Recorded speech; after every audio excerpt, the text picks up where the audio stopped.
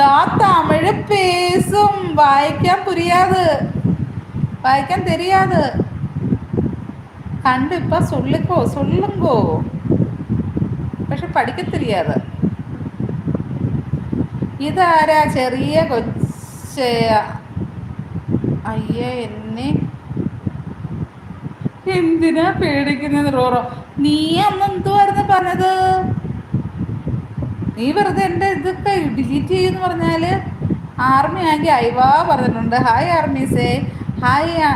ഞാൻ നല്ല സൗഖ്യമായി ഇருக்கு, നീങ്ക നല്ല നല്ല ഇരിക്കെങ്കിലാ സാപ്പിട്ടെങ്കിലാ ചൊല്ലുങ്കാന്ന് പറയുന്നുണ്ട്. ഞാൻ സാപ്പിട്ടെണ്ണ നല്ല ഇருக்கு, സൗഖ്യമായി ഇருக்கு. ரொம்ப ചൂട്, ചൂടിന് എന്തോ പറയുന്നത്? Temperature, heat. ചൂടിനെന്തോ തമിഴ് പറയുന്നത് അതെക്കൊണ്ട് അറിയുന്നില്ലല്ലോ.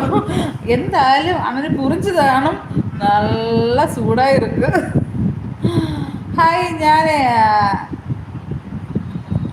ഇപ്പം താൻ ടീ സാപ്പിട്ട് ഇருக்கு. ഓ, ടീ സാപ്പിട്ടേ இருக்குங்களா? ഓക്കെ.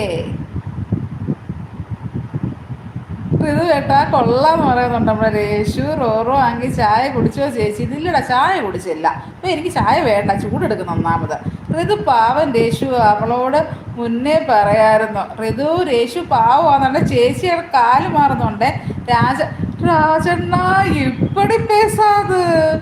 ഇപ്പടി പേശാത് എനിക്ക് പഠിക്ക தெரியாது.